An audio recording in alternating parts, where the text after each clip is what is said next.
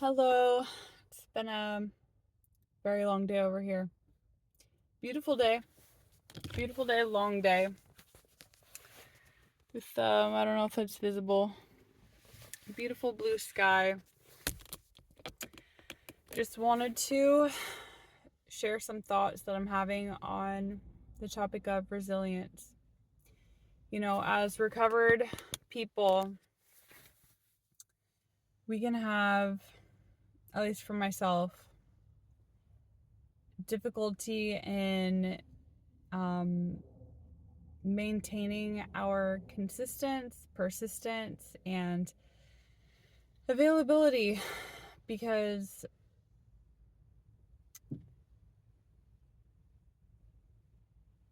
it takes so much just continual changing of our mind, the way that our minds normally operate, and gauging all the logical information that we have, you know, um, like thinking about belonging and compatibility and whether we really belong in circumstances.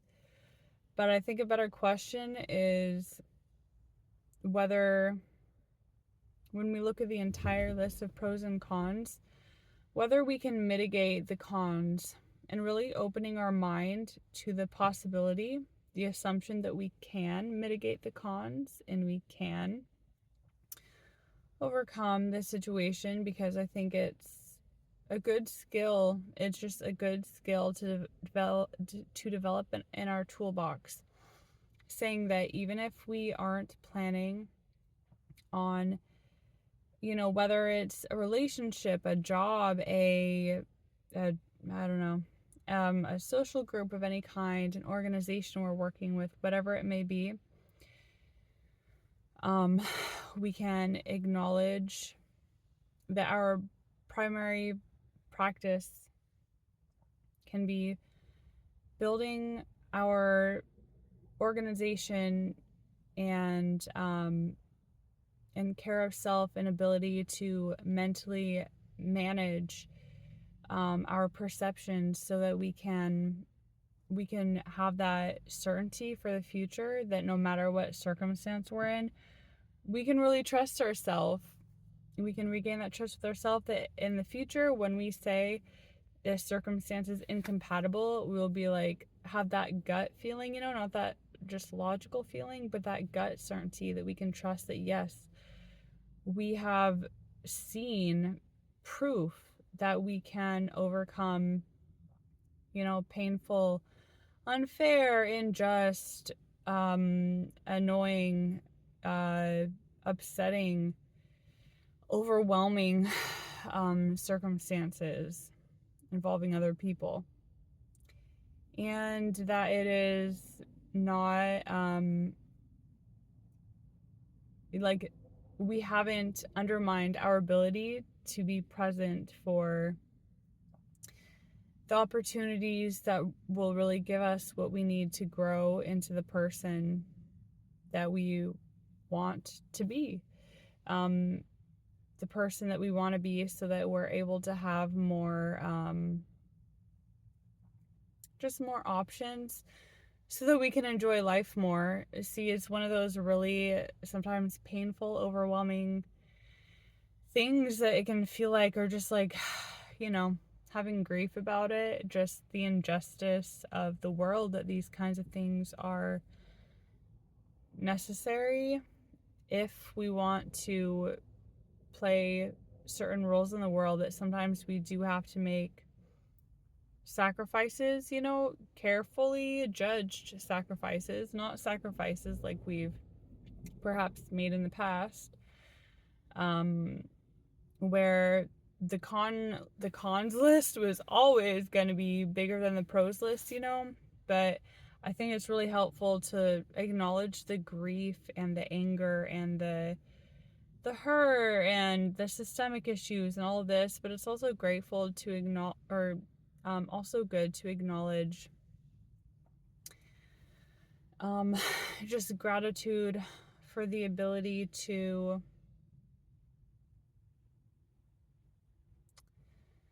um, kind of let ourselves off the hook of not having to care so much.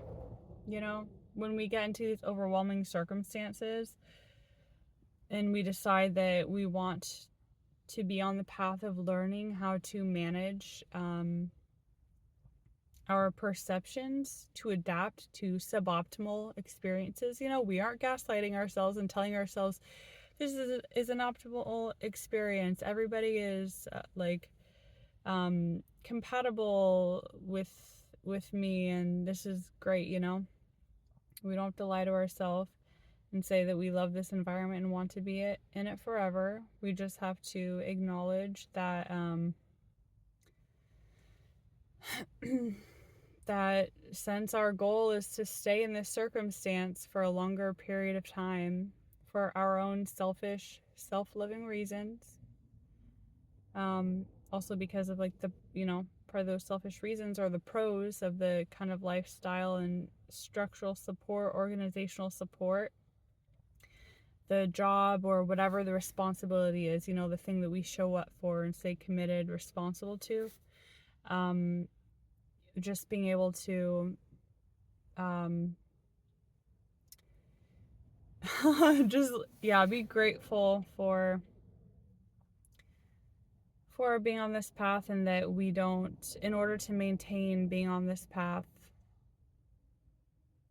we have to let things go. We have to not care. Otherwise, it's not tenable to stay. It's not, I mean, we can and be miserable. We can stay and force ourselves to and still be looking at how painful everything is. But we can also be like, it's not our responsibility to change other people.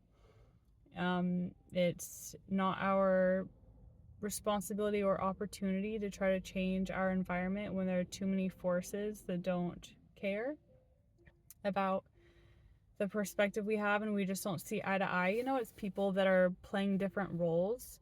It's only our job to get the most out of the experience that we can for ourselves selfishly. I think it's really necessary to see being in suboptimal commitments, you know, as a way to be really selfish and self-loving and totally prioritize our wants, our desires, our, you know, look at the ways that we're getting ahead in our goals. And that means really defining and taking that time to imagine and dream and what our longer term goals are and the practical steps that'll get there. Like, you know, having finances in order and having you know, whatever your goals may be. It's also having commitments we dislike, is also really, you know, that are just extremely stressful, is also a good opportunity to really dive in to passion for what we do love and to have more clarity over what, you know, that perspective of what matters to us, what we care about, what makes us feel better. Because when we're feeling overwhelmed and totally terrible, you know, it goes back to that question of, in the past we coped with addictions, but now we cope with the stress using positive obsessions, like that kind of addiction, you know, like just something to channel our energy into, something we feel passionate about, something really going for the feeling of how do you feel when you're focusing on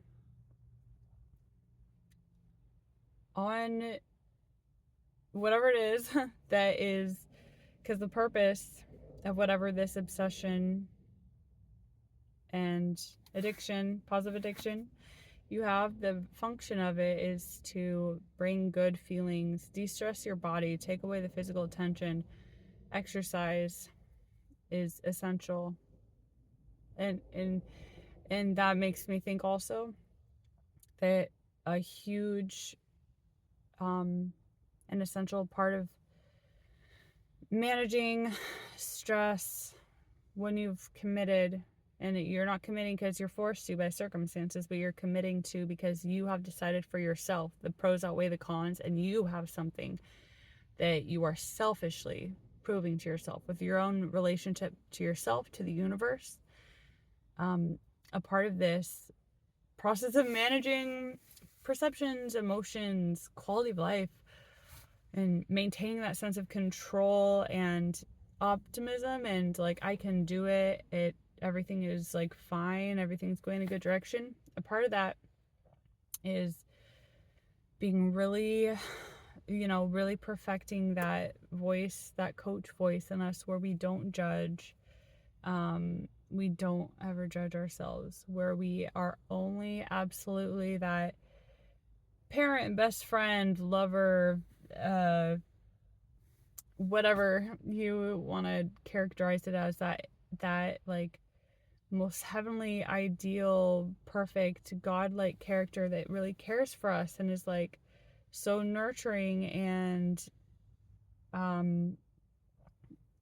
unconditionally respectful and caring, and asking ourselves what we need. And it's so important to do things, to practice this every day and turn our minds back to what our focus is, what our own mindset is, what our own relationship with ourself is.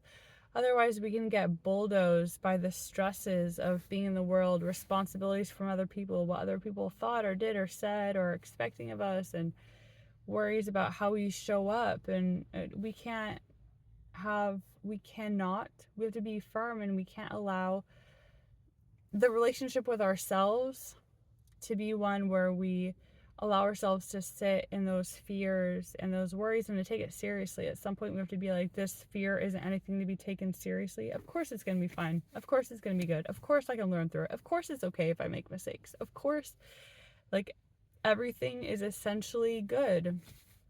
Those positive assumptions, and being able to, like, just starting by repeating it with words, and gradually building up more of that inner dynamic and inner kind of the just points of reference and terminology that you personally use that makes sense to you, so that you can locate that stance or that frequency or whatever you want to call it, so that you can you become more adept at snapping into that mode when you are in overwhelming circumstances, where you are surrounded by people who may have a lot going on with them. It may be easy to get kind of sucked into their world, but we really have to remember to stay firm in our world and realize that everything we're doing is because of our goals, of our selfish desires, of how we want to experience the world, the quality of life we have, and living by our values, our personal values, and how we wish everybody in the world would live, being a good person, and of enjoyment and pleasure, because overall, it's fucking hard work. It is so immensely hard work to do all these, put in this constant everyday practice of managing our perceptions, our emotions, of but we do know part of why we do it is because at the end of the day, we have that faith and logical understanding and examples of other people gone before us. We can know for a fact that practicing all this, going through these difficult experiences, it's going to change us in really positive ways that we can't fully grasp right now, like how it'll look in the actual outside world, how we'll feel in our body, how we will feel in relationship to the rest of the world, in the sense of feeling free to do the things we want, feeling safe, feeling certain, and having that confidence and like trust in ourselves, trust that is proven, not only theoretical but proven. And just the ways that this impacts the steps that our identity, and because it changes our identity, it changes the steps we believe we are able to take, and we have faith that we can take, and we have the energy reserves to take risks over, because it doesn't feel as risky when we have these proofs. We'll be able to have just more energy to take more risks, to live the kind of life that we really want to live, and to have the health we want. And, you know, but in order to make all this happen, it's going to process all these things from this like higher level or whatever, this general overview of the big picture. But it's also crucial to remember enjoyment. Enjoyment. That's the only thing that's going to make this whole thing sustainable. And if we aren't able to find enjoyment and de-stress and feel good, that it has to be the standard. It can't just be to feel okay. It has, oh, it's getting too hot. The standard has to be, the standard has to be to feel good on a regular basis. Like, feel good, feel free, feel enraptured, not enraptured necessarily, but feel extremely grateful, feel that certainty that everything is good, I'm enjoying my time. And a part of this is, it's not like it's just going to sneak up on us, you know. It is taking specific actions that will allow us to feel relaxed and good and all this.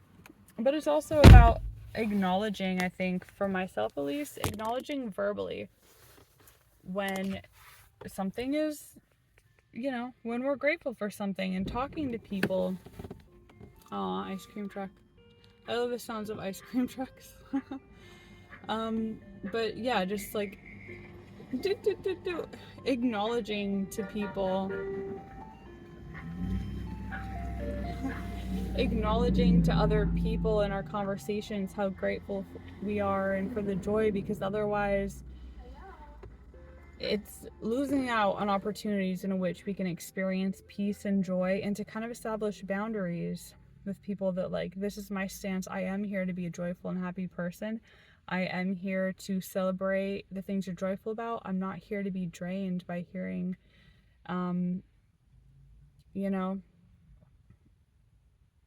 I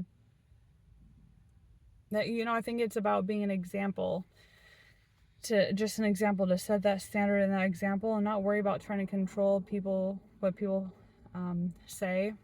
Just acknowledging that we can disengage, and we give ourselves permission. You know, we are like, okay, my values in this situation is that it's actually for the best for everybody if we can just not kind of enable or accidentally encourage others to bring out the worst in them by listening to their stories of suffering and like validating that.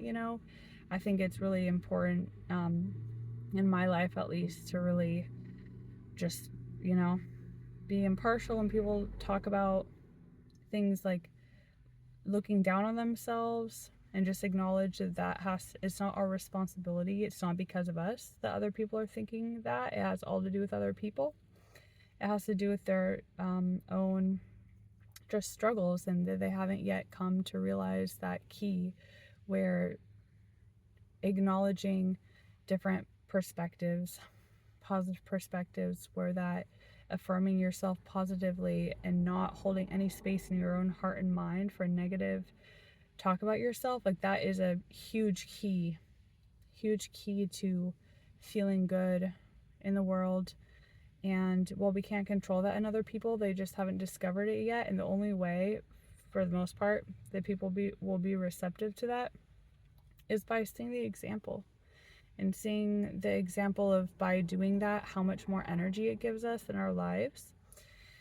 And that we are able to just disengage and to not feel so exhausted, so we have to go home and go into negative addictions like zoning out for hours, or whatever other negative addictions and complications that prevent us from being committed to the life we want, the quality of life we want, our goals.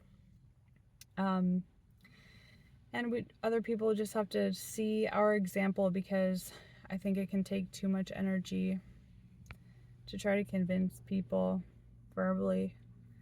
A lot of people, you know, it's a different experience to see something and have the kindness that the kindness, or just the example of being a regular human being,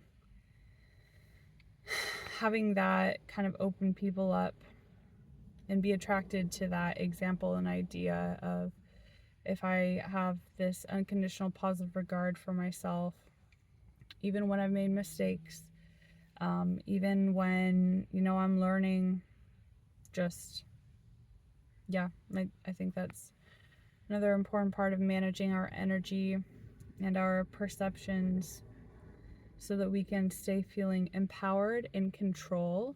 It's extremely important to feel empowered and in control, and to maintain us feeling that way.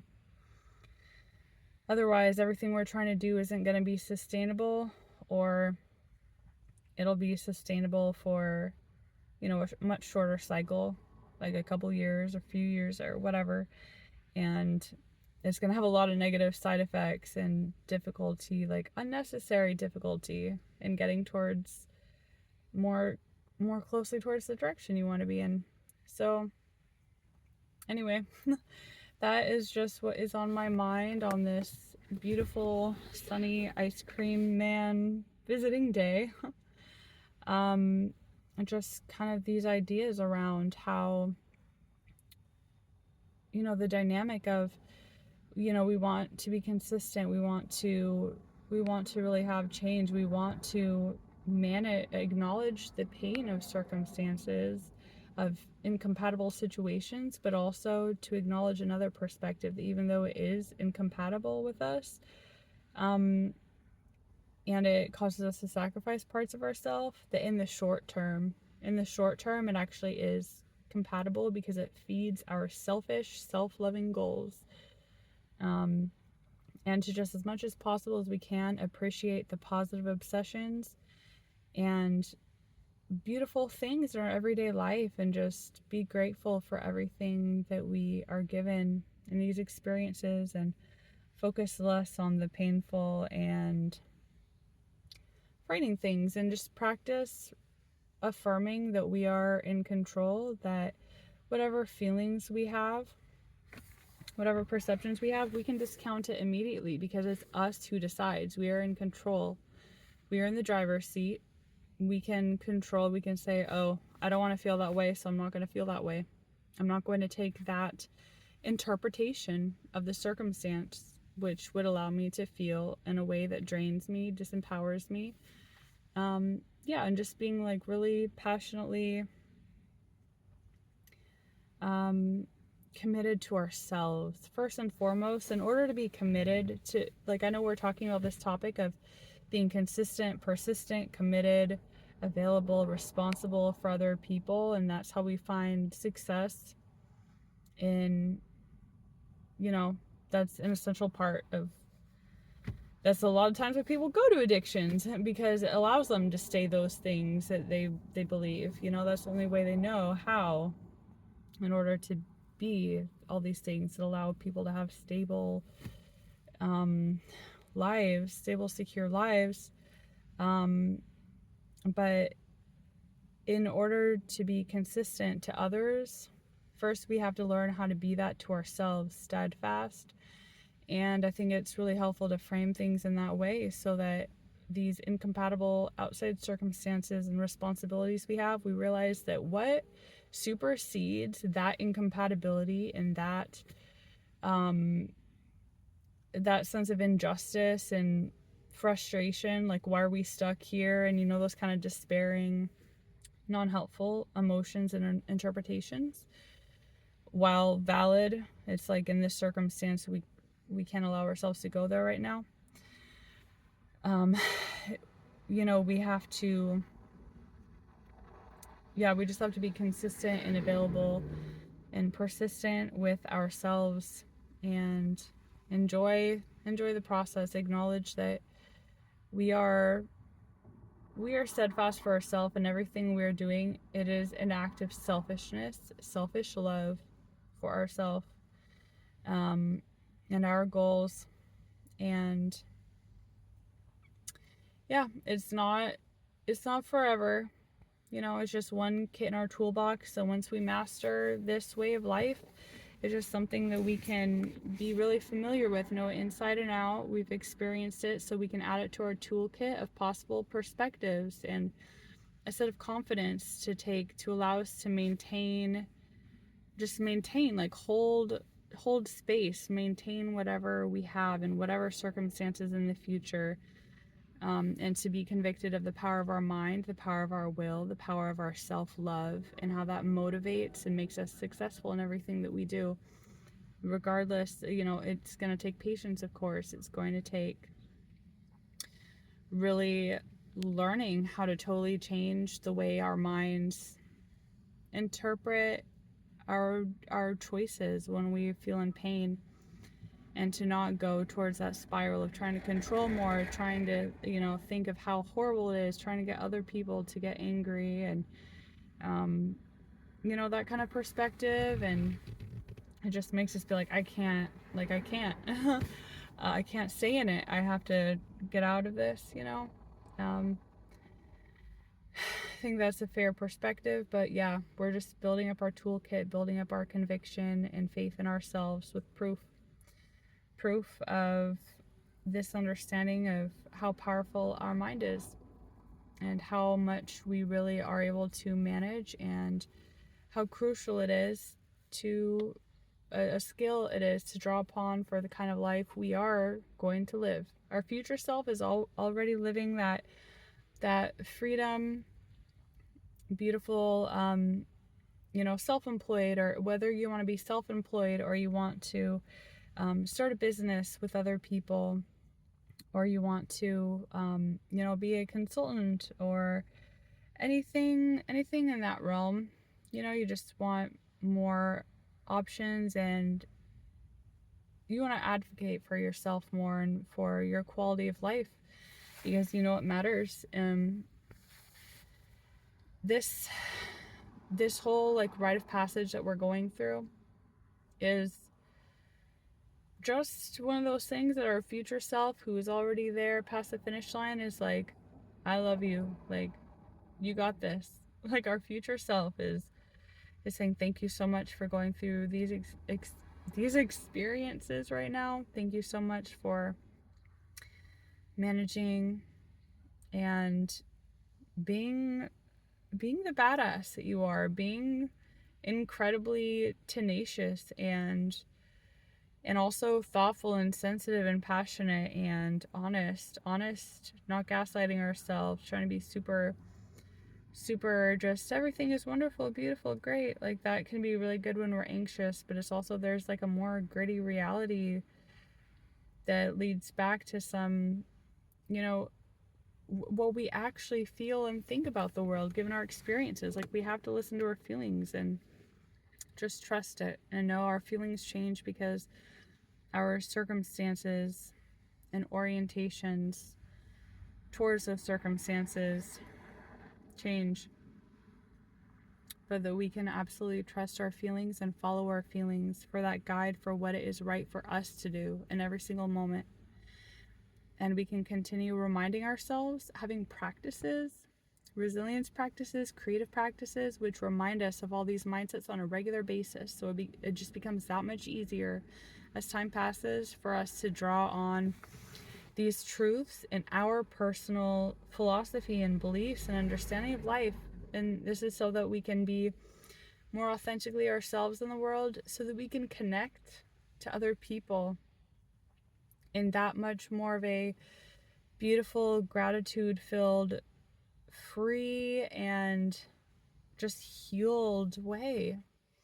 That's what we're all going towards. And if we don't believe there's actually a way we can get there, if we think it's just this vague, healing, I'm always going to be healing my whole life, if we don't have hope that yes, I will have that gratification and satisfaction, that of course we're all going to be changing throughout our lives, but there has to be that point when we celebrate the rite of passages we've gone through, to realize how far we've come, how much, like, all these changes, like how much it's accrued over time, and to, you know, we have to know that it absolutely makes a difference in the identity we have, the kind of person that we are, the lifestyle that we lead. And when we care about these things, when we truly care and we know where we belong and we are convicted in this, we will continue these practices, these resilience practices, these experiments of being a human being in this world.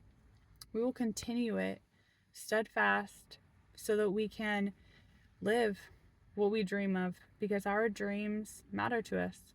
Our convictions of our experiences, the grief and anger, injustice, all these things we have felt, we are convicted by those things. And so we live our lives in a way that will allow us to live in a way that rights those wrongs one day. And we know we can't rely on other people to give it to us in any kind of shortcuts. We have to forge our own path there, and that's what we are doing. That's what we are doing. So I affirm for you that you will really tap into and grasp that perspective where you acknowledge that your convictions matter, your self-love for yourself matters, your goals matter, and how to transform. You'll have those experiences where you are able to transform those feelings of helplessness and overwhelm and fear and all of these knee-jerk ways your mind is used to interpreting things and responding to things. You will learn how to rewrite those perceptions in a way that works for you, so that you are able to enjoy your present more, and to remember that all of this is for the purpose of having more control and freedom over your life, giving yourself another kit in your toolbox, another absolute faith in yourself, and real change in your identity and physical health and sense of freedom and ability to enjoy the everyday of being a living human being, trying to navigate this world where we don't try to take on everything as our burden, our responsibility, and we know our responsibility is just to enjoy it and to do the best we can, but not force ourselves past those points of suffering, and not needing to be everybody's fix-it person. That's really tied in to these ideas, because if we have too much control over people around us or circumstances, then what happens when we actually need help, or it's like we are jeopardized because we can't actually rely on those around us because they're only that way because we've put so much effort into controlling them. We want to have circumstances around us where we actually feel really empowered, like I can truly trust these people truly get it, like they are, like we have some differences but they truly get it, they truly get the things that I truly get, and we have that mutual understanding, and we don't have to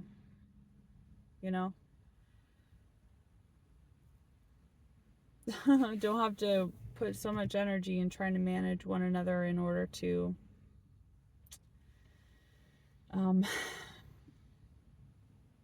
have things go in the way that feels compatible to us personally, the kind of lifestyle we want to live. And anyway, that's it for today. Thank you so much for listening, and have a beautiful day or night. Take care. Bye.